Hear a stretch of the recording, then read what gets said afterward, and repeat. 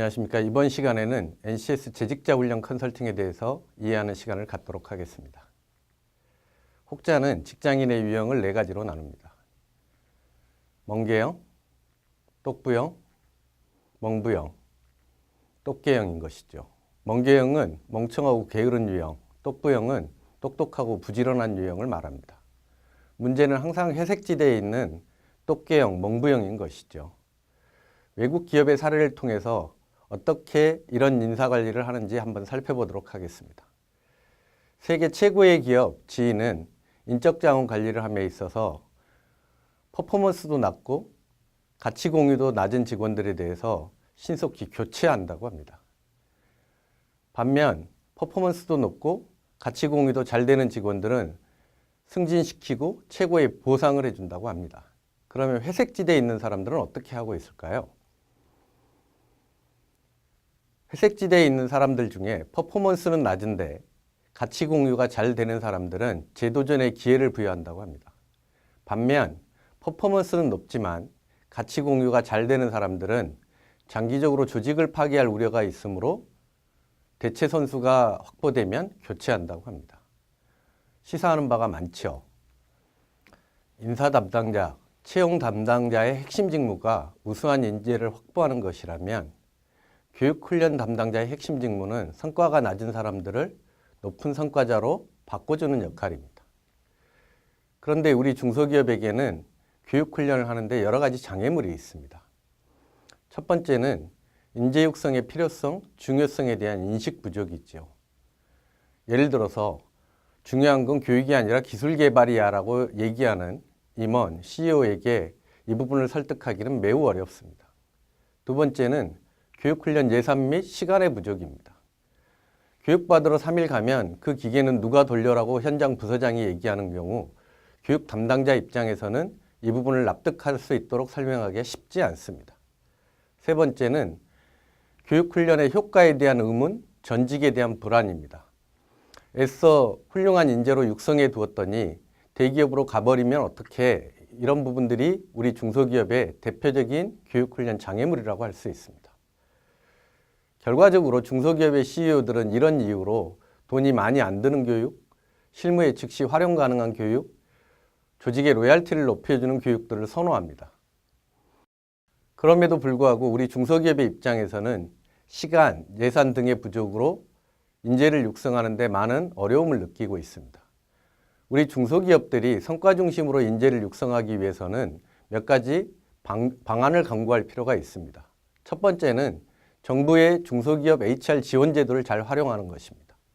일학습 병행제, 국가인적자원개발 컨소시엄 사업, 중소기업 핵심 직무 능력 향상 훈련 지원, 학습 조직화 촉진 지원 등의 사업을 잘 활용하시면 우리의 예산을 쓰지 않고도 우리 직원들을 역량을 높이는 데 많은 도움을 얻을 수 있습니다. 두 번째는 베스트 프랙티스를 찾아서 벤치마킹하고 자사화하는 것입니다. 우리가 꼭 컨설팅을 받거나 교육을 하지 않더라도 선진기업의 사례를 잘 활용하시면 높은 성과를 창출하실 수 있습니다. 세 번째는 국가 직무능력 표준 NCS를 잘 활용하시는 것입니다. 결과적으로 NCS는 데이터베이스 형태로 NCS 사이트에 업로드되어 있기 때문에 이 가치를 낮게 평가하는 경우가 많으나 실제로는 돈 안 내고 수백억짜리 컨설팅을 받는 효과를 얻으실 수 있습니다.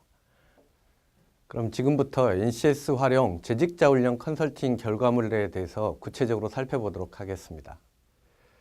NCS 활용 재직자 훈련 컨설팅 산출물은 컨설팅 기업 관련 산업 특성 분석, 기업 현황 및 요구사항 분석, 기업 관련 NCS 분석, 기업 근로자 경력 개발, 경로 개발, 그리고 기업 훈련 과정 개발 결과로 크게 이루어져 있습니다.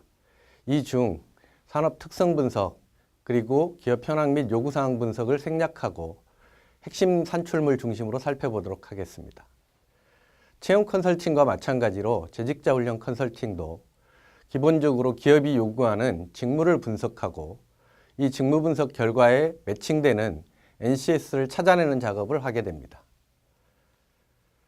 이렇게 직무 분석을 기초로 해서 NCS 매핑 작업이 끝나게 되면 컨설팅 대상 직무에 대해서 NCS에 기재되어 있는 직능 수준을 기준으로 위계를 작성하는 부분들이 능력 단위 구조도라고 할 수 있습니다. 네 번째 산출물은 직무 기술서입니다. 컨설팅 대상 직무에 대해서 분석된 결과를 바탕으로 해서 직무의 목적, 업무의 범위, 수행 요건 등 정보를 제시하는 것이죠. 다섯 번째는 경력개발 경로입니다. 경력개발 경로는 컨설팅 대상 직무에 대해서 능력 단위 구조도와 위계를 조직의 직위와 매칭한 결과입니다. 여섯 번째는 자가진단도구 체크리스트입니다. 컨설팅 대상 직무의 분석 결과를 기준으로 수행 준거별 개인 수행 수준을 체크할 수 있도록 작성한 리스트라고 할 수 있습니다. 일곱 번째는 재직자 훈련 컨설팅의 핵심 산출물인 능력 개발 방법입니다. 우리가 육성하고자 하는 직무에 대해서 그 직무를 수행하는 데 필요한 지식, 기술, 태도를 어떤 교육 훈련 방법을 활용해서 개발할 수 있는지를 표시하는 것입니다. 결과적으로 능력 개발 방법은 집체 훈련일 수도 있고 이러닝일 수도 있고 현장 훈련일 수도 있고 다양한 방법들이 활용될 수 있습니다. 여덟 번째는 훈련 과정 이수 체계도입니다. 컨설팅 대상 직무에 대해서 경력 개발 경로와 그리고 능력 단위를 기준으로 훈련 과정을 편성하는 것이죠. 결과적으로는 이 훈련 이수 체계도는 특정 직무의 전문가를 육성하기 위한 커리어 패스다라고 말씀드릴 수 있습니다. 아홉 번째는 훈련 운영계획서입니다. 훈련 운영계획서는 훈련 과정 이수 체계도에서 제시된 각 과정에 대해서 상세하게 운영하는 방법을 담고 있습니다. 대표적인 예시들을 살펴보면 훈련 과정 개요 및 훈련 이수 체계, 교수계획서, 수행평가계획서 등을 제시해드려서 우리 교육훈련 담당자들이 별도의 작업을 하지 않고도 교육과정을 바로 운영할 수 있도록 산출물을 제공해 드립니다. 우리 중소기업들의 교육훈련 여건을 살펴보면 녹록치 않습니다. 담당자의 전문성도 좀 부족하고 직무 경험이 균일하지 않습니다. 여유 인력도 부족하고 교육할 시간도 부족합니다. 교육에 필요한 예산도 부족합니다. 내부의 인사관리, 교육훈련 전문가도 부재한 경우가 많습니다. 이직 염려 등으로 해서 경영진의 인재 육성에 대한 의지가 부족한 경우도 많습니다. 그러면 우리는 이런 부분을 어떻게 해결해야 될까요? 직원들의 전문성, 직무 경험이 균일하지 않은 경우 우리는 집합교육으로 이 문제를 해결하는데 한계가 있습니다. 이런 경우에는 OJT 중심으로 현장 교육을 실시하는 것이 바람직합니다. 여유 인력이 부족하고 교육할 시간이 부족하다. 이런 경우에는 반드시 집합교육을 하실 필요는 없습니다. 이를 통한 학습, 우리가 흔히 70이라고 표현을 합니다. 협업을 통한 학습, 우리가 20이라고 표현을 하는데요. 이런 부분들을 효과적으로 시스템을 구축하고 활용하실 필요가 있습니다. 교육에 필요한 예산이 부족하다. 이미 앞서 말씀드린 것처럼 정부 재정지원 직업능력개발 사업을 효과적으로 활용하실 필요가 있습니다. 내부의 인사관리, 교육훈련 전문가가 부재하다. 이런 경우에는 외부 전문기관을 적절하게 활용하실 필요가 있습니다. 이직 염려 등으로 경영진의 인재 육성 의지가 부족하다. 이 부분은 어려운 주제이지만 사람에 대한 투자가 가져오는 효과에 대해서 믿음을 가지실 필요가 있습니다. 이 중 70-20-10 모델에 대해서 한번 잠깐 살펴보도록 하겠습니다. 70-20-10 모델은 최근 교육훈련 분야에서 가장 핫한 새로운 트렌드입니다. 70-20-10 모델의 탄생은 1988년으로 거슬러 올라갑니다. 미국의 대표적 리더십 연구기관인 CCL은 탁월한 리더는 어떻게 학습하고 양성되는가에 대해서 연구하였습니다. 연구 결과 대부분의 리더들이 도전적인 업무 할당을 통해서 육성되는 부분들이 70%를 차지한다고 응답하였고요. 다른 사람과의 상호작용을 통해서 나는 이만큼 성장했다라고 하는 부분들이 약 22.5%, 그리고 집합교육, 이러닝과 같은 코스웍을 통해서 나는 학습했다라고 하는 부분들이 약 7.7%에 달했습니다. 이 구성비가 70-20-10 모델의 탄생 배경이 된 것이죠. 70-20-10 모델의 개념을 간단히 정리하면 이렇습니다. 결과적으로 우리는 70%의 학습은 경험, 실행, 그리고 성찰을 통해서 이루어지고 20%의 학습은 타인과 함께하는 상호작용에서 비롯되며 10%는 집합교육, 이러닝과 같은 계획된 학습을 통해서 성장하고 발전한다는 것입니다. 그러면 대한민국의 직장인들은 어떻게 학습하고 성장하고 있을까요? 2016년 조사 결과를 살펴보면 일을 통한 학습 70이 약 54.2%, 타인과의 협업을 통한 학습이 28.3%, 집합교육, 이러닝과 같은 정형화된 교육을 통한 학습이 약 17.5%로 나타나고 있습니다. 70대, 20대, 10의 비율이 딱 맞지는 않는 것이죠. 다만 이 순서가 바뀌는 경우는 극히 드뭅니다. 그러면 우리 중소기업에서 우리의 시간, 예산이 부족해서 70-20 모델을 충분히 활용해서 일을 통한 학습, 협력을 통한 학습을 할 필요가 있다고 제가 말씀드렸는데 그건 교육 담당자 내지는 교육부서의 소관이 아니니 현업에 맡겨두면 되나요? 이런 질문을 자주 하십니다. 그렇지는 않습니다. 미국의 대표적인 디자인 기업 아이디어의 일하는 방식을 한번 살펴보도록 하겠습니다.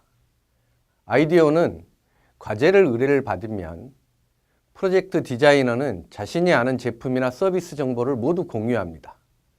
그 다음 작은 팀으로 쪼개져 현재 제품 버전에서의 결과를 공유하고 제품이 어떻게 바뀌는 것이 좋을지 아이디어를 모읍니다. 그리고 프로젝트 팀원은 한 명도 빠짐없이 투표를 합니다. 이제 제품은 빠르게 견본품에 해당하는 프로토타입을 제작하는 단계를 밟고 고객과 다른 디자이너들에게 모형을 선보이게 됩니다. 이렇게 모형을 선보이면 다양한 피드백이 오게 되는데 이 피드백을 모아서 개선된 프로토타입을 만들고 다시 보여주고 완성된 제품 형태가 나올 때까지 이 과정을 반복하게 됩니다. 이 내용을 보면서 무슨 생각이 드셨나요? 혹시 아이디어는 학습을 하고 있는 건가요? 그들은 공식적인 교육을 하고 있지는 않습니다. 다만 그들은 일 속에서 자연스럽게 상호학습 그리고 일을 통한 성장을 이루고 있는 것입니다. 세계에서 가장 자유롭고 혁신적인 기업 아이디어가 20 그리고 70을 하는 방식은 학습이라고 표현하지 않지만 실제로 가장 모범적인 사례로 꼽히고 있습니다. 교육 담당하는 특히 중소기업의 교육 담당자들은 우리의 여건을 고려했을 때 집합교육, 이러닝 등 학습에 너무 집착하기보다 일하는 방식을 설계하고 개선하실 필요가 있습니다. 70-20-10의 적응은 우리의 전문성의 수준, 직급에 따라서 다를 수 있습니다. 예를 들면 전문성이 매우 낮은 경우에는 우리가 형식학습을 많이 할 필요가 있습니다. 집합교육, 이러닝 같은 것들이죠. 그렇지만 직무의 전문성 수준이 높아지거나 직급이 높아지면 집합교육을 많이 하거나 이러닝을 많이 하는 것들은 매우 비효과적이다라고 분석 결과 나와 있습니다. 이런 경우에는 일을 통한 학습, 협업을 통한 학습을 늘리실 필요가 있습니다. 중소기업은 좋은 인재를 채용하기도 어렵지만 이런 핵심 인재들을 유지하기도 매우 쉽지 않습니다. 그런데 잘 생각해 보실 필요가 있습니다. 우리가 좋은 인재를 채용하는 데는 임금, 복리후생 등 인사관리 측면의 요소들이 매우 주된 요인들이 될 수 있습니다. 그런데 이렇게 급여, 복리후생에 만족해서 입사한 사람들이 왜 퇴직을 하느냐를 살펴보면 의외로 약 50%에 가까운 인원들이 상사와의 관계가 좋지 않아서 경력 개발의 가능성이 없어서라고 응답하고 있습니다. 그러면 이런 사람들이 우리 회사에 오랫동안 근무하게 하는 방법은 무엇일까요? 그것은 당연히 높은 수준의 임금을 주면 가장 좋지만 임금이 전부는 아닙니다. 이들의 응답 결과를 살펴보면 내가 이 회사에서 얼마나 성장하고 학습하고 그리고 나의 경력을 관리할 수 있냐에 대해서 매우 높은 반응 평가를 하고 있습니다. 결과적으로 핵심 인재를 채용하는 것도 매우 중요하지만 채용된 사원들을 어떻게 교육훈련 담당자들이 핵심 인재로 유지하느냐는 더더욱 중요합니다.